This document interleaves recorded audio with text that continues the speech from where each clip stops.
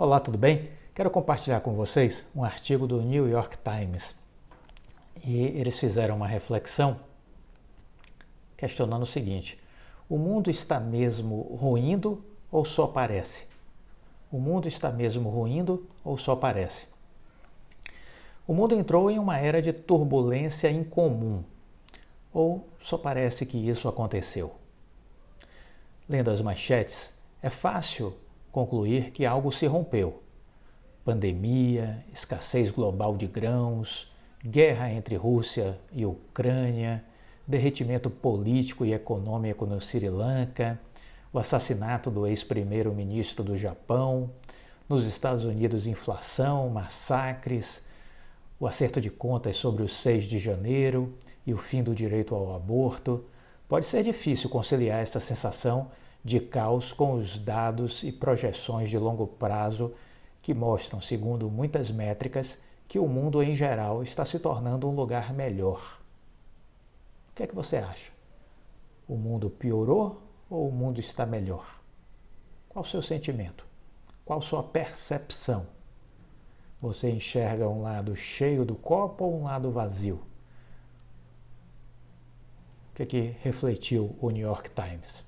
A guerra é hoje uma ocorrência mais rara, segundo alguns índices, do que foi ao longo de 50 anos passados.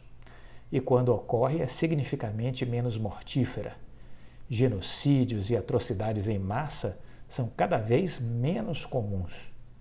A expectativa de vida, o grau de escolaridade e os padrões de vida se elevaram a picos históricos. E fome, mortalidade infantil, pobreza extrema também apresentaram declínio constante nas décadas recentes, o que liberta centenas de milhões de pessoas dos fatores que, conforme demonstram os números, estão entre as principais ameaças à humanidade. Então, por que razão sempre parece que, apesar de todos os dados, as coisas só pioram? O que é que você acha? Há alguns motivos para essa aparente discrepância, sendo uns mais alentadores que outros, com exceção de um importante fator: o estado da democracia, segundo o qual o mundo não está melhorando nem um pouco. As melhorias mais significativas observadas atualmente no mundo tendem a ser graduais, transcorrendo ao longo de gerações. Centenas de milhões de pessoas podem viver vidas mais saudáveis e seguras do que as dos seus pais. Mas essas mudanças, com frequências sutis, elevam os padrões de vida em sociedades inteiras no mesmo momento, o que torna mais difícil que os indivíduos as notem. Tendemos a julgar nosso desempenho em comparação às pessoas que nos cercam ou em comparação com o nosso passado recente, não em comparação a marcos abstratos ou gerações anteriores. E muitas das mudanças mais positivas tratam de prevenção. Ninguém nota quando guerras não acontecem, parentes não morrem vítimas de doenças e crianças não morrem na infância. Mas tente visitar uma sociedade turbulenta, Hong Kong invadida pelo autoritarismo, ou digamos o Líbano com a economia em queda livre, e dizer para as pessoas que elas vivem numa era de bem-estar ascendente e ameaças cada vez menores. Você provavelmente se deparará com olhares incrédulos. E graças à internet, com o consumo de notícias extremamente maior do que jamais foi, mesmo as pessoas que vivem longe de crises, atualmente em um mundo digital repleto constantemente de notícias terríveis. Uma reportagem a respeito de acontecimentos graves, como um massacre ou a guerra na Ucrânia, torna-se onipresente em nossas vidas. Se seus feeds de redes sociais e as telas de sua casa exibem uma torrente constante de calamidades, isso é capaz de alimentar uma sobrepujante, apesar de certas vezes descabida, sensação de ameaça, como se o mundo inteiro estivesse afundando. Você se sente assim? Desse jeito? Negativo, pessimista, incrédulo, preocupado, em demasia? Quando as pessoas dizem sentir que o mundo está desmoronando, elas não se referem a métricas de longo prazo, como expectativa de vida. Em vez disso, elas tendem a sentir que a humanidade está sitiada por turbulências e emergências num grau em que jamais esteve. Mas existe um argumento ainda que capaz de alentar apenas algum economista, de que as crises na atualidade são tanto mais raras quanto menos graves do que as crises anteriores. Consideremos os meados dos anos 90, por exemplo, época em que os americanos tendem a recordar como um momento de estabilidade global e otimismo. Se não vivêssemos hoje um período de turbulência excepcional, aquele mundo não pareceria certamente o melhor em comparação?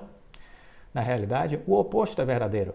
Os meados da década de 90 testemunharam genocídios em Ruanda e na Bósnia, anos de guerra na Europa em meio à dissolução da Iugoslávia, crises de fome devastadoras no Sudão, na Somália, na Coreia do Norte, guerras civis em mais de uma dúzia de países, repressões e golpes de estados, demais para enumerarmos aqui. Tais eventos eram realmente mais comuns nos anos 90 do que hoje. Décadas anteriores foram, na maioria dos aspectos, ainda piores. Por isso é importante olhar a história, porque ela sempre tem a nos ensinar. Mas é menos provável você se recordar de cada desastre que ocorreu décadas atrás, tão vividamente quanto se lembrar, digamos, do ataque terrorista ou da crise política desta semana. E as reduções na ocorrência dessas crises apenas reduziram os problemas do mundo, não os erradicaram. Ninguém comemora que a mais recente crise de fome foi menos grave do que as anteriores, especialmente as famílias ameaçadas. E especialmente sabendo que guerras futuras ou crises relacionadas ao clima sempre podem provocar as seguintes. Ainda assim, a sensação de que o mundo está piorando não é universal. Na realidade, ocorre principalmente entre moradores de países ricos como os Estados Unidos. Sucessivas pesquisas constataram que a maioria das pessoas em países de renda baixa e média, como o Quênia ou a Indonésia, tende a expressar otimismo em relação ao futuro, a respeito de si mesmas e de suas sociedades. Esses países abrigam a maior parte da população mundial, sugerindo que o otimismo é, acredite ou não, a sensação que prevalece no mundo. Afinal, esses países são os locais onde esses ganhos no longo prazo, em saúde e bem-estar, são mais pronunciados. Muitas dessas regiões também passaram por décadas de conflitos civis e instabilidades durante a Guerra Fria, quando Estados Unidos e União Soviética os tratavam como campos de batalha, impulsionando déspotas e insurgentes. Mas essas mesmas pesquisas também tendem a constatar que em países ricos, a maioria dos entrevistados expressa pessimismo a respeito do futuro. Muito disso pode se dever à perspectiva de mobilidade social, em vez de decorrer das manchetes globais. Moradores de países de baixa renda tendem a acreditar que seu futuro econômico será melhor, enquanto nos países ricos as pessoas acham difícil isso ocorrer. Mas o pessimismo a respeito das próprias circunstâncias pessoais pode facilmente se tornar pessimismo a respeito do mundo. Pesquisas realizadas nos Estados Unidos constataram que pessoas com pouca esperança de avanço financeiro também sentem que o país está piorando como um todo e desaprovam os seus líderes. A erosão dos empregos seguros para a classe trabalhadora, enquanto o emprego da manufatura foge para o exterior e os sindicatos de trabalhadores definham, é atribuída à irrupção de grande parte da reação populista no Ocidente. Então não surpreende, segundo essa visão, que os americanos tenham considerado os anos 90 um período de paz e prosperidade global, mesmo que aquela década tenha sido de paz e prosperidade principalmente para os americanos. Mas futuros econômicos estagnados dificilmente são a única razão para o pessimismo nos países ricos. Apesar de todas as métricas que mostram a constante melhoria no mundo, em uma delas o mundo realmente tem enfrentado uma erosão desestabilizadora quando a gente olha para as questões relacionadas à democracia. Por 7 décadas, o número de países considerados democráticos cresceu. A qualidade média dessas democracias, em termos de eleições justas, Estado de Direito e coisas do tipo, também melhorou. mas esse crescimento passou a diminuir cerca de 20 anos atrás. E há 5 ou 6 anos, pesquisadores têm constatado que o número de democracias no mundo tem encolhido pela primeira vez desde a Segunda Guerra Mundial.